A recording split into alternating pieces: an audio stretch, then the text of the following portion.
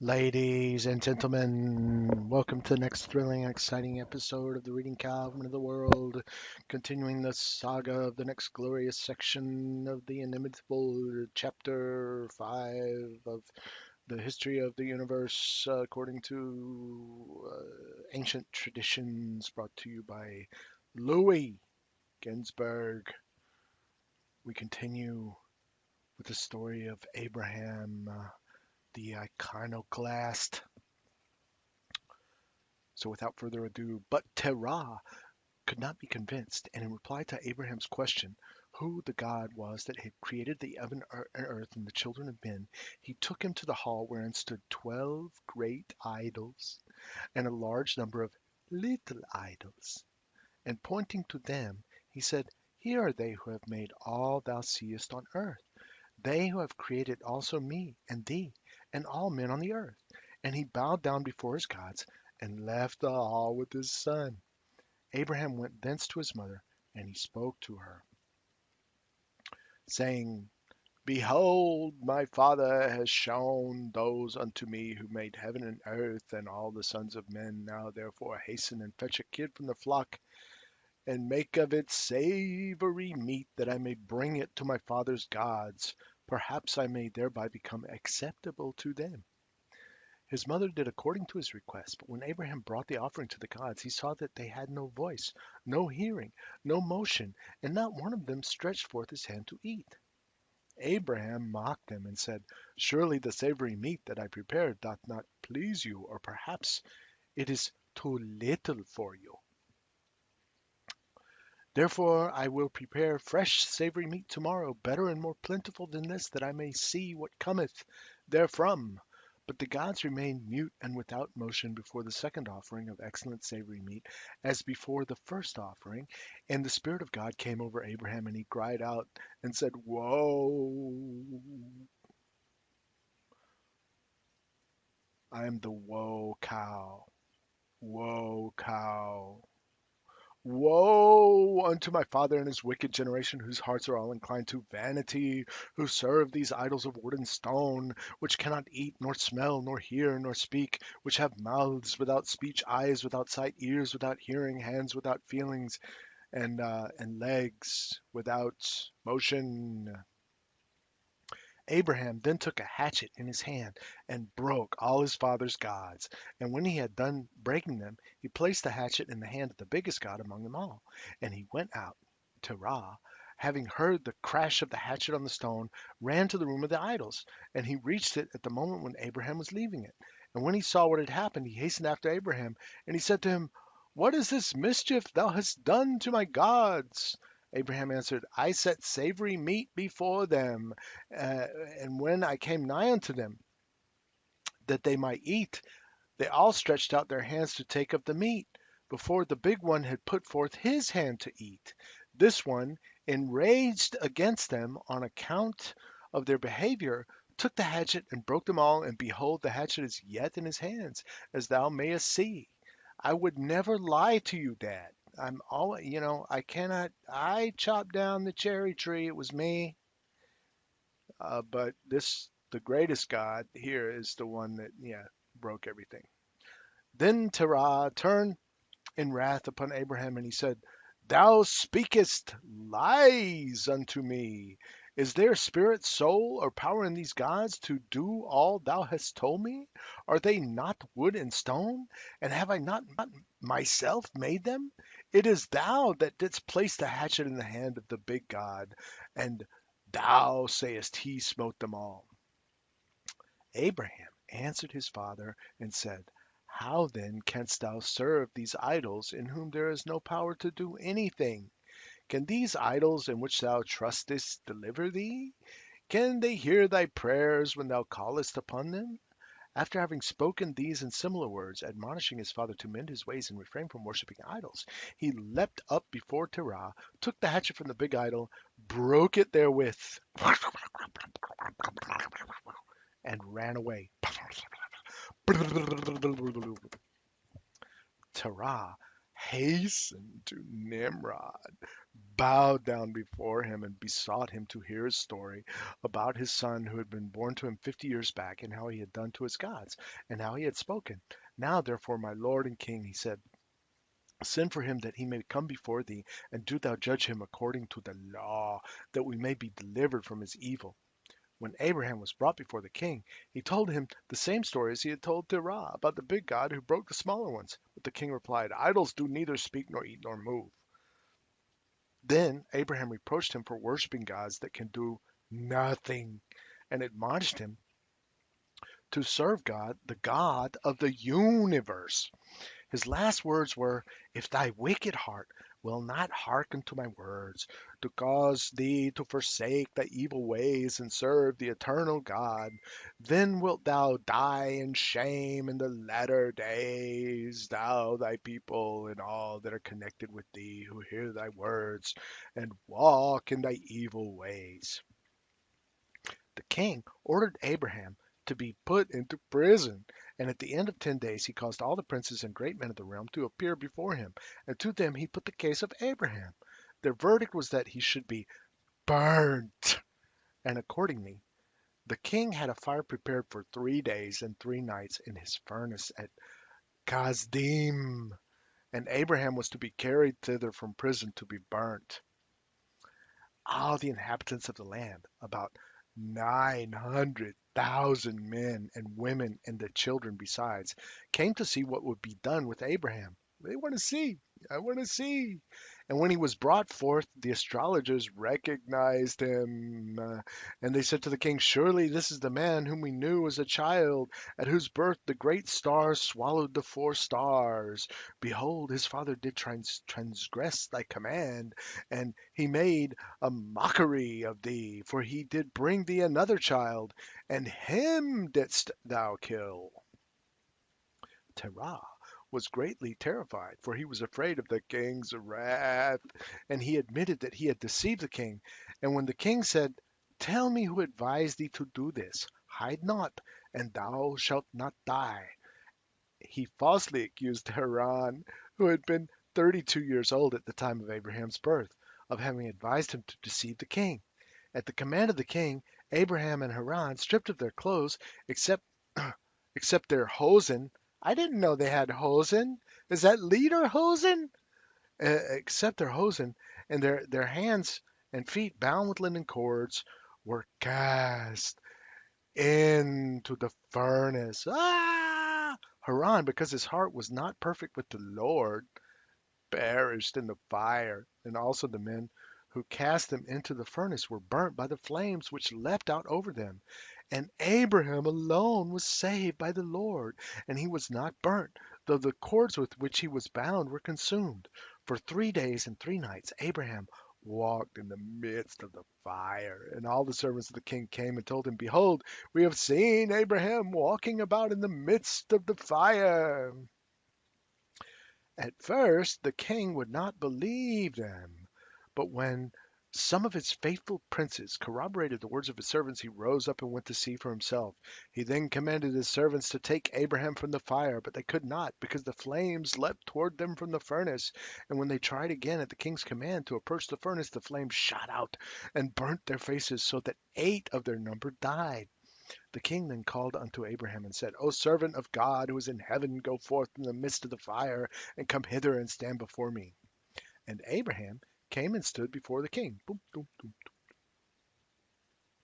And the king spoke to Abraham and said, how cometh that thou wast not burnt in the fire? And Abraham made answer, the God of heaven and earth, in whom I trust, and who hath all things in his power, he did deliver me from the fire into which thou didst casted me. There you have it. That's the next version. I like the version with the forest and the pleasure garden bloom. When they threw him in the furnace, and it turned into like a pleasure garden, and he was like, lounging in there. That was a better version. I like that version. Um, okay, continuing with our great saga, Abraham and Canaan. Um, with 10 temptations, Abraham was tempted. Say that 10 temptations. Say that really fast. 10 temptations. Abraham was tempted. With 10 temptations, Abraham was tempted, and he withstood them all, showing how great was the love of Abraham. The first test to which he was subjected was the departure from his native land, the hardships, which were many and severe, which he encountered, and he was loth to leave his home besides. He spoke to God and said, "Will not the people talk about me and say he is endeavoring to bring the nations under the wings of the Shekinah? Yet he leaves his old father in Haran, and he goes away." But God answered him and said, "Dismiss all care concerning thy father and thy kinsmen from thy thoughts. Though they speak words of kindness to thee, yet are they all of one mind to ruin thee."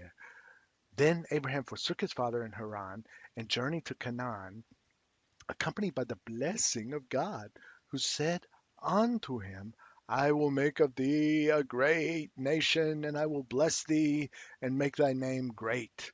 These three blessings were to counteract the evil consequences which he feared would follow immigration, for traveling from place to place interferes with the growth of the family. It lessens one's substance and it diminishes the consideration one enjoys. The greatest of all blessings, however, was the word of God, "and be thou a blessing." The meaning of this was that whoever came in contact with Abraham was blessed. Even the mariners on the sea were indebted to him for prosperous voyages. Besides, God held out the promise to him that in time to come his name would be mentioned in the benedictions. God would be praised as the shield of Abraham, a distinction accorded to no other mortal except David. But the words, "and be thou a blessing," will be fulfilled only in the future world, when the seed of Abraham shall be known among the nations, and his offspring among the peoples as the seed which the Lord hath blessed. When Abraham first was bidden to leave his home, he was not told to what land he was to journey. All the greater would be his reward for executing the command of God. And Abraham showed his trust in God, for he said, "I am ready to go whithersoever thou sendest me." The Lord then bade him to go to a land wherein he would reveal himself. And when he went to Anan, Anan, later God appeared to him, and he knew that it was the promised land. On entering Canaan, Abraham did not yet know that it was the land appointed as his inheritance. Nevertheless, he rejoiced when he reached it.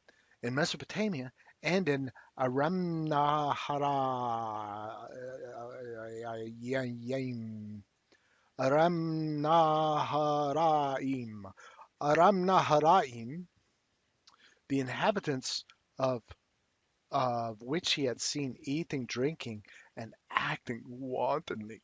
He had always wished, "Oh, that my portion may not be in this land." But when he came to Canaan, he observed that the people devoted themselves industriously to the cultivation of the land, and he said, "Oh, that my portion may be in this land." God then spoke to him and said, "Unto thy seed will I give this land." Happy in these joyous tidings, Abraham erected an altar to the Lord to give thanks unto him for the promise, and then he journeyed on southward in the direction of the spot whereon the temple was once to stand. In Hebron he again erected an altar, thus taking possession of the land in a measure. Yep, that's my altar. It's all my land now. Yeah. And likewise, he raised an altar in Ai, because he foresaw that a misfortune would befall his offspring there at the conquest of the land under Joshua. The altar he hoped would obviate the evil results that might follow. Each altar raised by him was a center for his activities as a missionary. As soon as he came to a place in which he desired to sojourn, he would stretch a tent first for Sarah and next for himself, and then he would proceed at once to make proselytes and bring them under the wings of the Shekinah. Thus he accomplished his purpose of inducing all men to proclaim the name of God. For the present, Abraham was but a stranger in his promised land. After the partition of the earth among the sons of Noah, when all had gone to their allotted portions, it happened that Canaan, son of Ham, saw that the land extending from Lebanon to the river of Egypt was fair to look upon, and he refused to go down to his own allotment westward by the sea.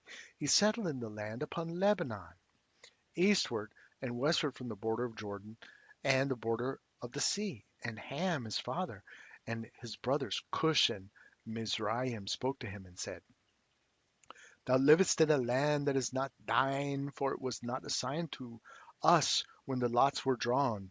Do not thus. But if thou persistest ye, thou and thy children will fall accursed in the land in a rebellion. Thy settling here was rebellion, and through rebellion thy children will be felled down, and thy seed will be destroyed unto all eternity. Sojourn not in the land of Shem, for unto Shem and unto the children of Shem was it apportioned by lot. Accursed art thou, and accursed wilt thou be before all the children of Noah on account of the curse. For we took an oath before the holy judge and before our father Noah. That explains it. That's how it all gets explained. But Canaan hearkened not unto the words of his father and his brothers. He dwelt in the land of the Lebanon from Hamath even unto the entrance of Egypt.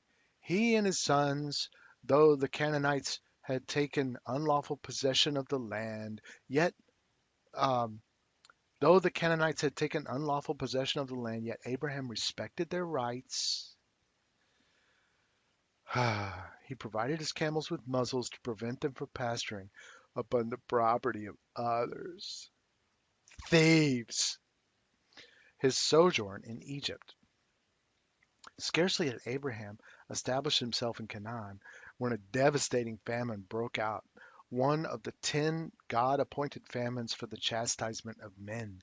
The first of them came in the time of Adam, when God cursed the ground for his sake. The second was this one in the time of Abraham. Um, the third compelled Isaac to take up his abode among the Philistines. The ravages of the fourth drove the sons of Jacob into Egypt to buy grain for food. The fifth came in the time of the judges when Elimelech and his family had to seek refuge in the land of Moab. The sixth occurred during the reign of David, and it lasted 3 years. The seventh happened in the day of Elijah, who had sworn that neither rain nor dew should fall upon the earth. The eighth was the one in the time of Elisha, when an ass's head was sold for 80 pieces of silver. The ninth is the famine that comes upon men piecemeal from time to time, and the 10th will scourge men before the advent of Messiah. And this last will be not a famine of bread, nor a thirst for water, but of hearing the words of the Lord. The famine in the time of Abraham prevailed only in Canaan, and it had been inflicted upon the land in order to test his faith. This is a test. Starvation.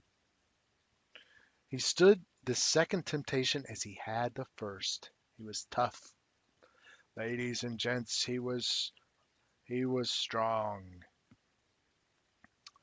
He murmured not, and he showed no sign of impatience toward God, who had bidden him shortly before to abandon his native land for a land of starvation. The famine compelled him to leave Canaan for a time, and he repaired to Egypt to become acquainted there with the wisdom of the priest, and if necessary, give them instruction in the truth. On this journey from Canaan to Egypt, Abraham first observed the beauty of Sarah. Chaste as he was, he had never before looked at her, but now, when they were wading through a stream, he saw the reflection of her beauty in the water, like the brilliance of the sun, wherefore he spoke to her thus: The Egyptians are very sensual, and I will put thee in a casket that no harm befall me on account of thee. At the Egyptian boundary, the tax collectors asked him about the contents of the casket, and Abraham told him he had barley in it. No, they said, it contains wheat.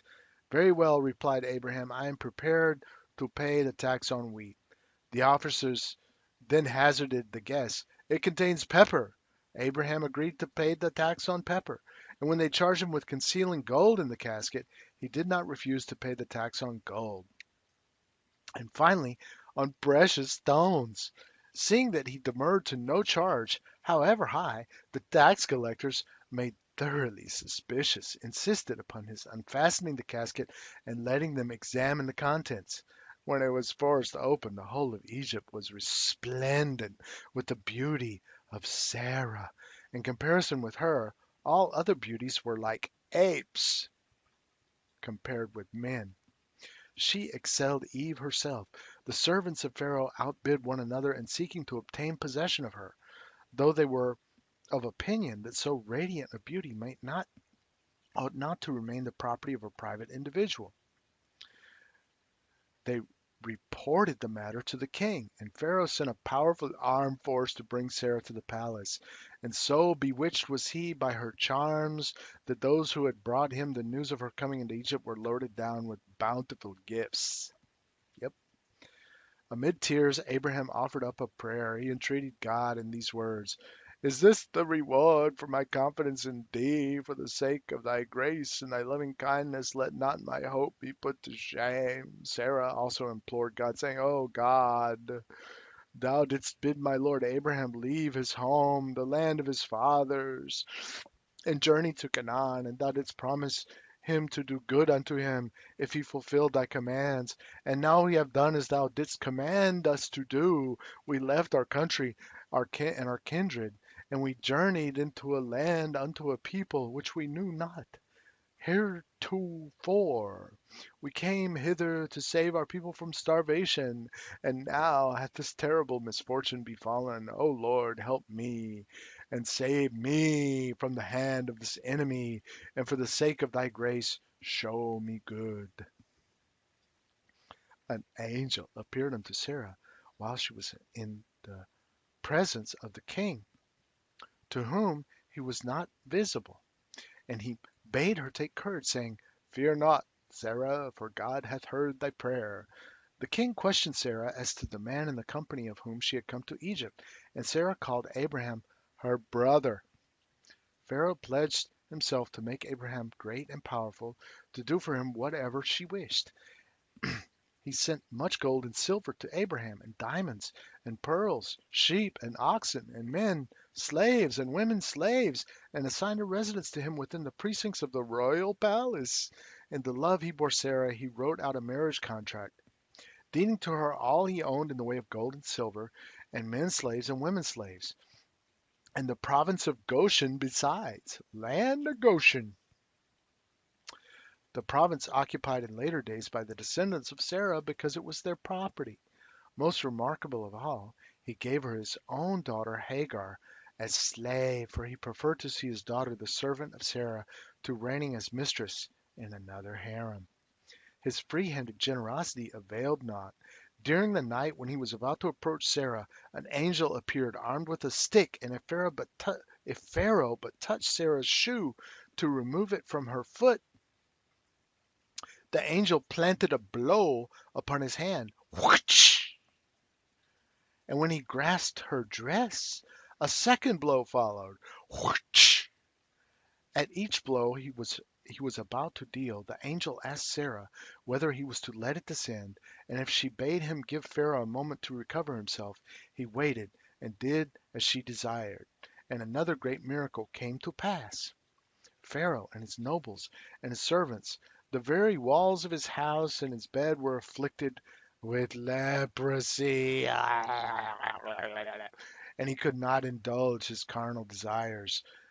This night in which Pharaoh and his court suffered their well-deserved punishment was the night of the 15th of Nisan, the same night wherein God visited the Egyptians in a later time in order to redeem Israel, the descendants of Sarah. Horrified by the plague sent upon him, Pharaoh inquired how he could rid himself thereof. He applied to the priest from whom he found out the true cause of his affliction, which was corroborated by Sarah. And he sent for Abraham and returned his wife to him, pure and untouched, and excused himself for what had happened, saying that he had had the intention of connecting himself in marriage with him, who he thought to be the brother of Sarah.